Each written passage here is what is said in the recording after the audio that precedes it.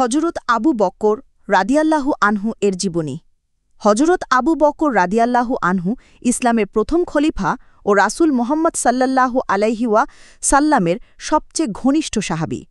তিনি ছিলেন সততা, দয়া ও ত্যাগের প্রতীক। জন্ম ও পরিচয়।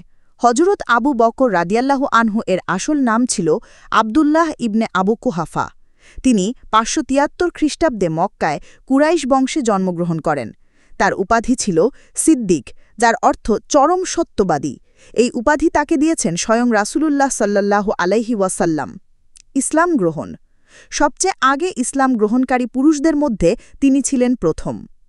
নবী করিম সাল্লাল্লাহু আলাইহি ওয়াসাল্লাম যখন মানুষকে ইসলামের দিকে ডাকেন, তখন তিনি নিঃসন্দেহে তা গ্রহণ করেন এবং ইসলাম প্রচারে নিজের সম্পদ, সময় ও জীবন ব্যয় করেন।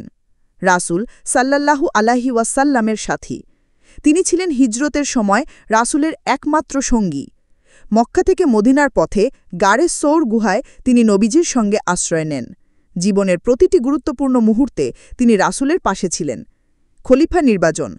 নবী করিম সাল্লাল্লাহু আলাইহি ওয়াসাল্লামের ইন্তেকালের পর সাহাবীরা তাকে সর্বসম্মতভাবে প্রথম খলিফা হিসাবে নির্বাচিত করেন। খলিফা হিসাবে তার প্রধান দায়িত্ব ছিল ইসলামকে ঐক্যবদ্ধ রাখা এবং নবীজির রেখে যাওয়া আদর্শকে বাস্তবায়ন করা। শাসন ও অবদান।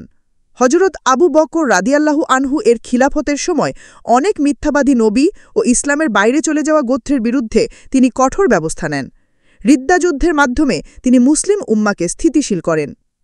তার শাসনকালেই পবিত্র কোরআনের আয়াতসমূহ একত্র করে একটি মুশহাব আকারে সংরক্ষণের কাজ শুরু হয়। মৃত্যুকাল। খিলাফতের প্রায় ২ বছর পর ৬৩ বছর বয়সে তিনি ইন্তেকাল করেন। তাকে মদিনায় নবী করিম সাল্লাল্লাহু আলাইহি ওয়াসাল্লামের পাশে দাফন করা হয়। তার বিশেষ গুণাবলী: চরম বিনয়ী ও নরম হৃদয়ের মানুষ।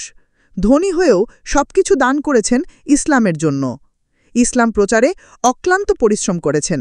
সাহসী সিদ্ধান্ত নিতে কখনো পিছপা হননি। হজরত আবু বকর রাদিয়াল্লাহু আনহু এর জীবন থেকে আমরা শিক্ষা পাই: বিশ্বাস, ত্যাগ, সত্যবাদিতা ও নেতৃত্বের অনন্য আদর্শ। ইসলামের এই প্রথম খলিফার জীবন অনুসরণ করে আমরা নিজেদের চরিত্র গঠন করতে পারি।